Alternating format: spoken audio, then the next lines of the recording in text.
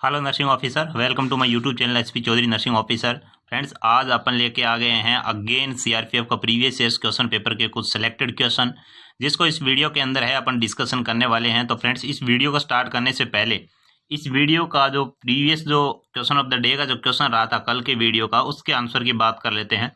तो फ्रेंड्स, वो क्वेश्चन था most common site of implantation in uterus. Uterus के अंदर इम्प्लांटेशन की मोस्ट कॉमनली साइट कौन सी होती है।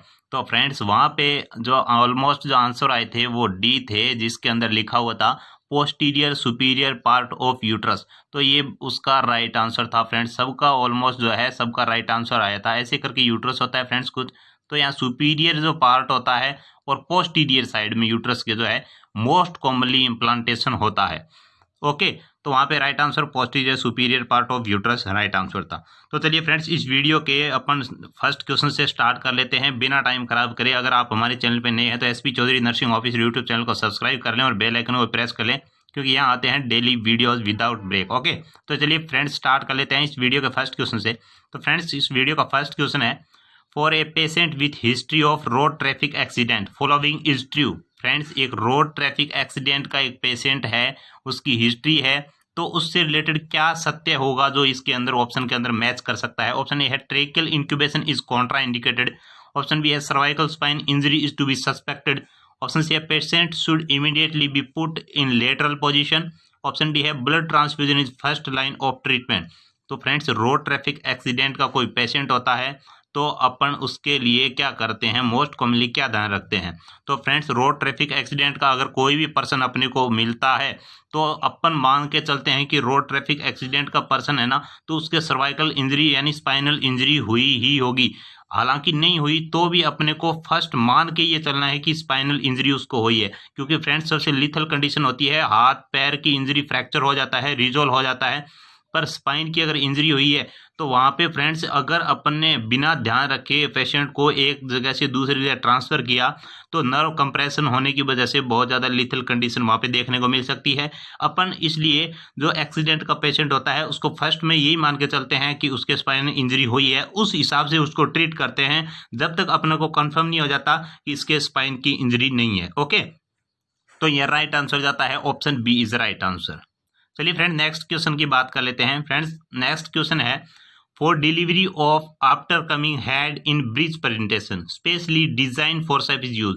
Friends, delivery of after coming head, hand है, सिर है, वो बेबी का बाहर आ चुका है, डिलीवर हो चुका है ब्रिज प्रेजेंटेशन के अंदर, तो स्पेशली हैंड बाहर आ चुका है, उसके बाद में जो फोर्सेप यूज में लेते हैं बेबी को डिलीवरी करवाने के लिए, वो मोस्टली कौन सा फोर्सेप यूज में लेते हैं। ऑप्शन है डास फोर्सेप, ऑप्शन बी है पिपर फोर्सेप, और ऑप्शन सी है क्लेंट फोर्सेप, ऑप्शन डी है ब्रिंगली फोर्सेप। तो फ्रेंड्स, ब्रिज प्रेजेंटेशन के अंदर अगर हेड की डिलीवरी हो चुकी है और ब्रिज प्रेजेंटेशन के अंदर अगर बेबी है तो अपन है Pipar forceps most commonly use में लेते हैं। तो अभी है ना, आपको इस वीडियो के लास्ट तक है ना इनकी सब की इमेज दिखा के डिफ्रेंशिएट कर देंगे, क्योंकि ये सब के सब फोर्सेप जो हैं फ्रेंड्स ये यूज में लेते हैं डिलीवरी के लिए। इनका हर एक का अलग अलग रोल होता है, हर एक का अलग अलग डिजाइन होता है, जो कि ऑब्स्टेट्रिक एंड गायनेकोलॉजी के जो प्रोसीजर होते हैं या इमेज बेसिस क्वेश्चन आते हैं उसके अंदर इनका मोस्ट कॉमनली एक क्वेश्चन बार बार पूछा जाता है। ओके, तो इनकी इमेज आपको दिखा देंगे इसी वीडियो के अंदर, आप हमारे साथ कंटिन्यू बने रहें। तो फ्रेंड्स, हेड की डिलीवरी होने के बाद पिपर फोर्सेप है, पिपर फोर्सेप को मोस्ट कॉमनली यूज में लेते हैं। Option B is right answer. चलिए फ्रेंड, नेक्स्ट क्वेश्चन की बात कर लेते हैं। What is the antidote of magnesium sulphate. Friends, magnesium sulphate का एंटीडोट क्या होता है। ऑप्शन ए है पोटेशियम सल्फेट, ऑप्शन बी है कैल्शियम सल्फेट, ऑप्शन सी है कैल्शियम कार्बोनेट, और ऑप्शन डी है सोडियम बाइकार्बोनेट। तो फ्रेंड्स, मैग्नीशियम सल्फेट का जो होता है एंटीडोट होता है वो होता है calcium gluconate. Option B is right answer. Friends, बहुत बार ये क्वेश्चन आ चुका है, जैसे हिपेरिन का एंटीडोट आता है प्रोटामाइन सल्फेट, वैसे मैग्नीशियम सल्फेट है MgSO4 का जो राइट आंसर एंटीडोट होता है वो होता है calcium gluconate. Option B is right answer. चलिए फ्रेंड, नेक्स्ट क्वेश्चन की बात कर लेते हैं। नेक्स्ट क्वेश्चन है immunoglobulins are active in chronic infectious condition. Friends, immunoglobulins बहुत टाइप के होते हैं, IgG, IgA, IgE, IgG, IgD, ये बहुत से टाइप के इम्यूनोग्लोबुलिन्स होते हैं। ऐसा कौन सा इम्यूनोग्लोबुलिन्स है जो कि क्रोनिक इन्फेक्शन की कंडीशन के अंदर एक्टिवेट होता है क्रोनिक इन्फेक्शन। एक होता है फ्रेंड्स एक्यूट इन्फेक्शन, एक होता है क्रोनिक इन्फेक्शन। तो एक्यूट इन्फेक्शन में ना बोल के ये बोल रहा है क्रोनिक इन्फेक्शन के अंदर कौन सा इम्यूनोग्लोबुलिन एक्टिव होता है। ऑप्शन की बात कर लेते हैं। ऑप्शन ए है IgG, ऑप्शन बी है IgD, ऑप्शन सी है IgM और ऑप्शन डी है IgA। तो फ्रेंड्स यहाँ अगर राइट आंसर की मैं बात करूं तो वो जाता है option A is right answer, option A. इसके अंदर IgG होता है फ्रेंड्स, ये क्रोनिक इन्फेक्शन होता है, इसके अंदर ये क्या करता है, एक्टिव रहता है। और IgM होता है, ये एक्यूट इन्फेक्शन के अंदर एक्टिव रहता है। दोनों के अंदर डिफरेंशिएट आपको बिल्कुल से पता होना चाहिए फ्रेंड्स, क्योंकि इनके इम्यूनोग्लोबुलिन्स के क्वेश्चन है ये आ जाते हैं घुमा फिरा के कहीं ना कहीं से। तो आपको ध्यान रखना है एक्यूट के अंदर आता है IgM और क्रोनिक के अंदर आता है IgG। ओके, तो यहाँ राइट आंसर IgG। चलिए फ्रेंड नेक्स्ट क्वेश्चन की बात कर लेते हैं। Which type of immunoglobulins are found in large amount to each other. Friends कौन से टाइप्स का इम्यूनोग्लोबुलिन्स है जो लार्ज अमाउंट के अंदर पाया जाता है, जो ईच अदर यानी जो और सब दिए हुए हैं इनमें से सबसे बड़े लार्ज अमाउंट के अंदर कौन सा पाया जाता है। एक होता है फ्रेंड्स लार्ज साइज और एक होता है लार्ज अमाउंट, यानी एक तो मात्रा में ज्यादा हो रहा है और एक उसका जो शेप है उसके अंदर बड़ा है। तो ये मात्रा के अंदर ज्यादा पूछ रहा है, क्वांटिटी।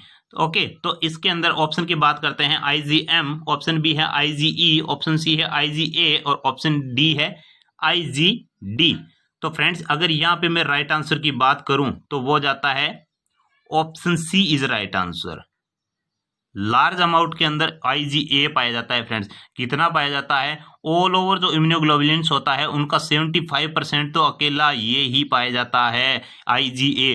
बाकी के IgM, IgE, IgD, IgG ये जो चारों इम्यूनोग्लोबुलिन्स एक्स्ट्रा और होते हैं ये मात्र 25% होते हैं।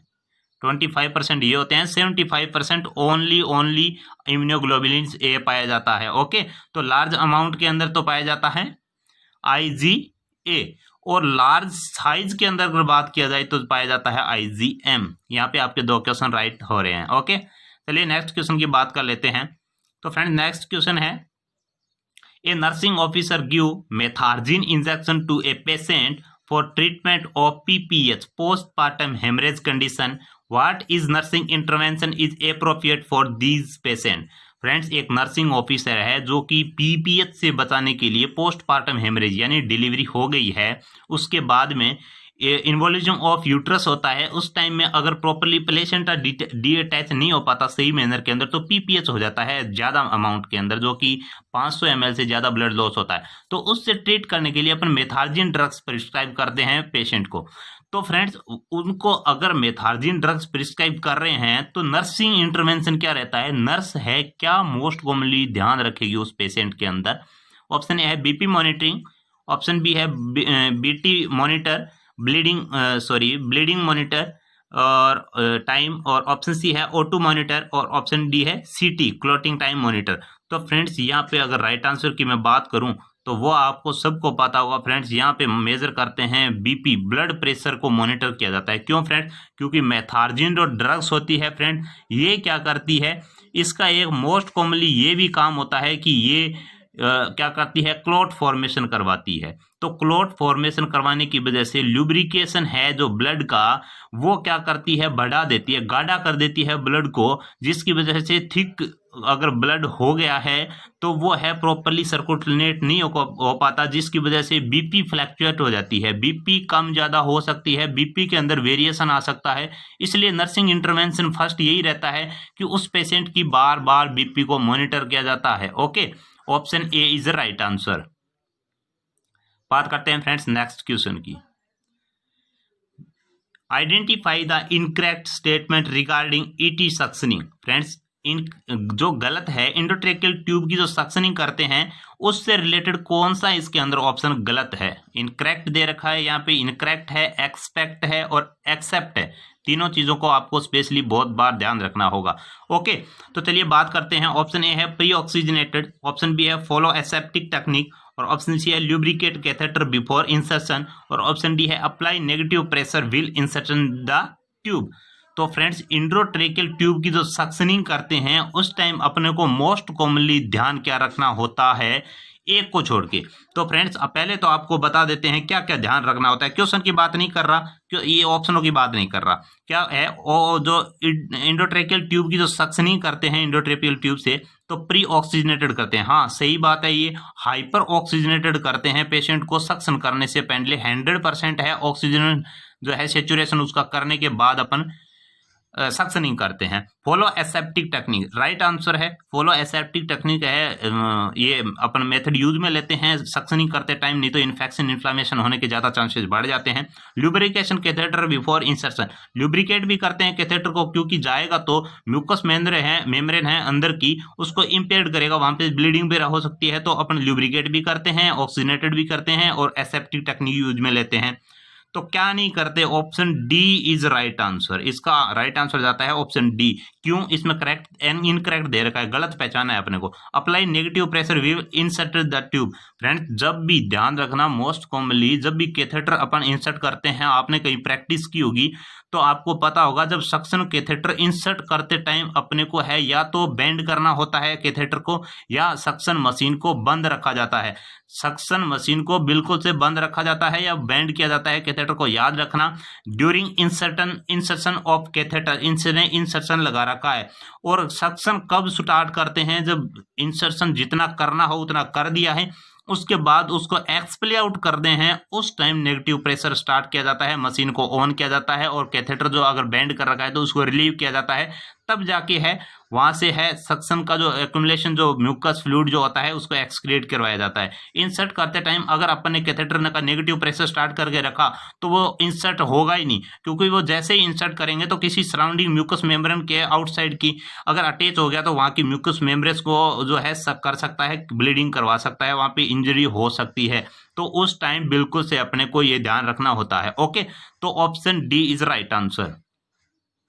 बात करते हैं फ्रेंड्स नेक्स्ट क्वेश्चन की। Bleeding time is prolonged in all of the following except. Friends bleeding time है बढ़ा हुआ मिलता है सबके अंदर, एक को छोड़ के। ऑप्शन ए है वेपर बाइट, ऑप्शन बी है आइडियोपैथिक थ्रोम्बोसाइटोपिनिया, ऑप्शन सी है हीमोफीलिया ए और ऑप्शन डी है वॉन विलबर्ड डिजीज। तो फ्रेंड्स यहाँ पे अगर राइट आंसर की मैं बात करूं तो वो जाता है हीमोफीलिया ए। हीमोफीलिया ए होता है, इसके अंदर ब्लीडिंग टाइम बढ़ता नहीं है फ्रेंड्स। इसके अंदर ये होता क्यों है, ये क्लॉटिंग फैक्टर नंबर 8 का जो होता है उसकी डेफिशिएंसी की वजह से हीमोफीलिया ए होता है। इसके अंदर ब्लीडिंग टाइम बढ़ता नहीं है। वेपर बाइट है, आइडियोपैथिक थ्रोम्बोसाइटोपिनिया है, वॉन विलबर्ड डिजीज है, इसके अंदर है ये मोस्टली बढ़ा हुआ मिलता है ब्लीडिंग टाइम। ओके, इसके अंदर बिल्कुल से बढ़ा हुआ नहीं मिलता। तो यहाँ पे अपने को एक्सेप्ट दे रखा है, तो यहाँ पे जाएगा option C is right answer.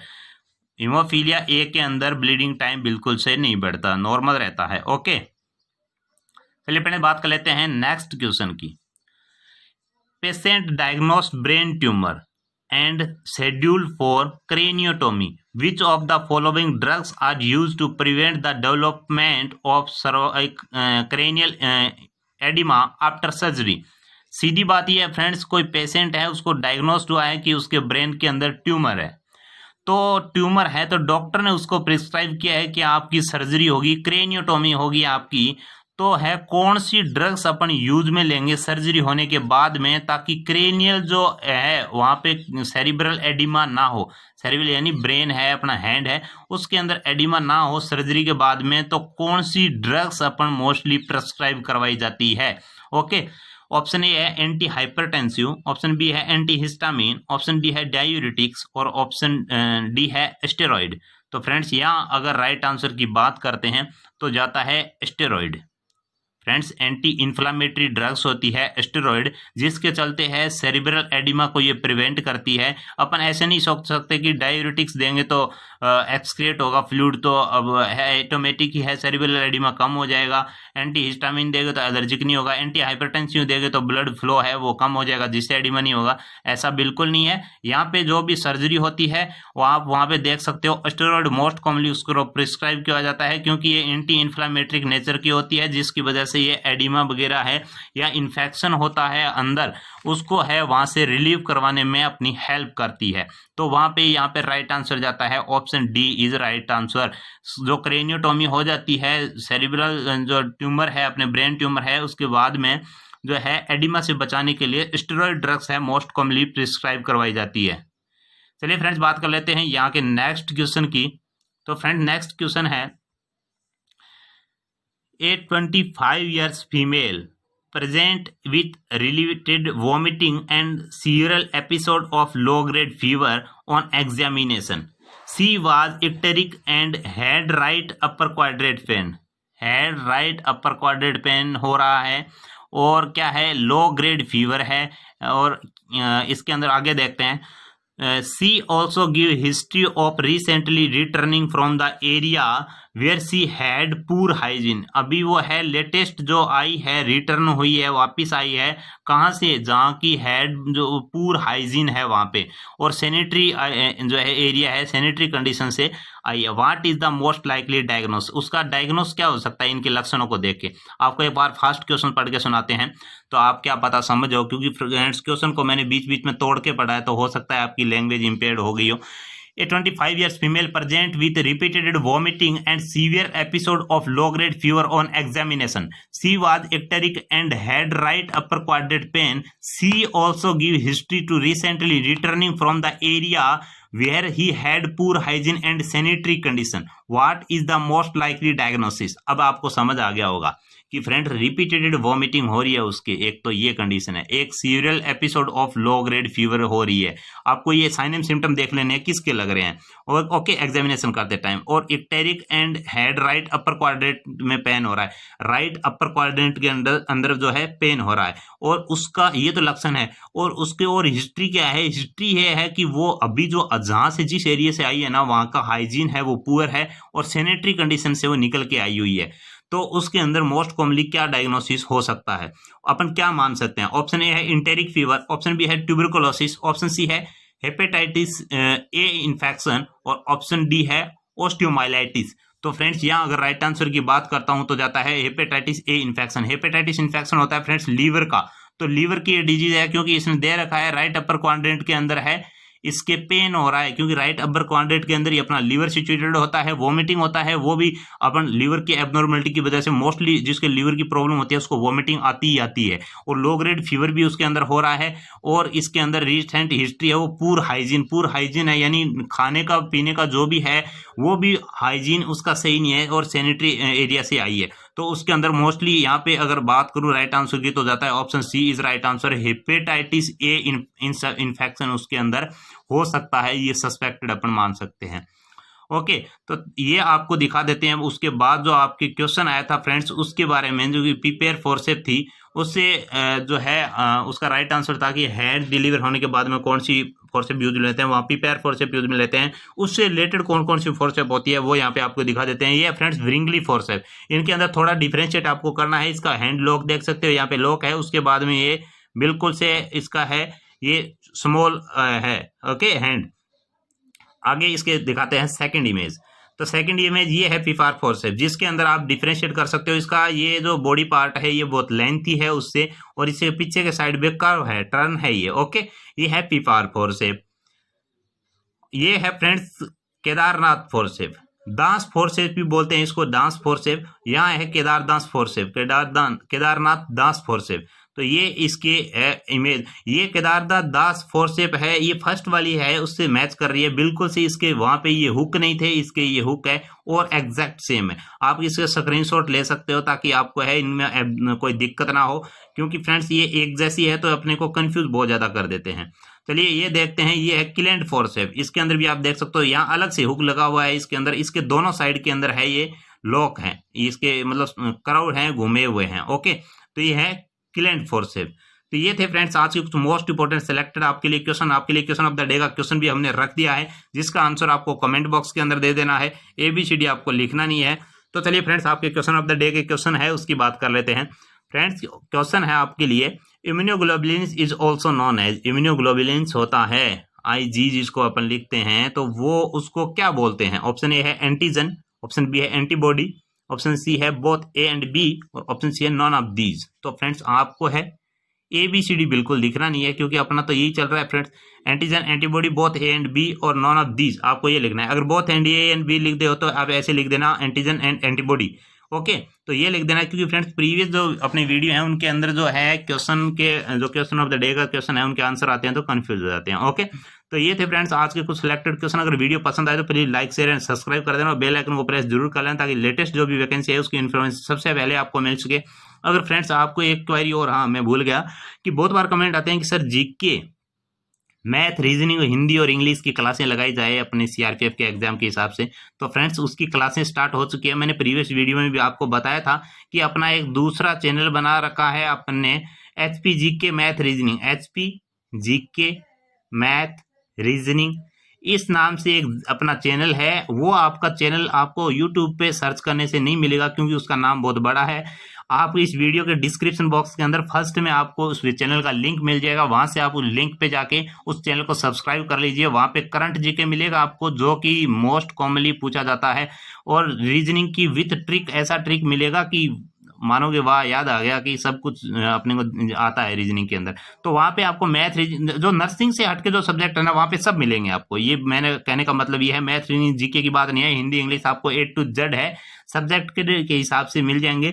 या कभी कभार क्वेश्चन है मिक्स्ड टाइप के, जैसे क्वेश्चन एग्जाम आता है वैसे आपके क्वेश्चन वहां पे अवेलेबल मिल जाएंगे, ओके। तो आप है डिस्क्रिप्शन बॉक्स के अंदर जाके हैं math, reasoning, English, Hindi, GK, reasoning, इनकी जो है क्लासें लेने के लिए वहां से अपना जो चैनल है उसको आप सब्सक्राइब कर लीजिए और बेल आइकन को प्रेस जरूर कर लीजिए, क्योंकि उनके वीडियो भी साथ साथ में आ रहे हैं, तो उनका भी आपको बेनिफिट मिल सके, ओके फ्रेंड्स। तो ये थे आज के कुछ सिलेक्टेड आपके लिए क्वेश्चन। धन्यवाद, best of luck, good bye.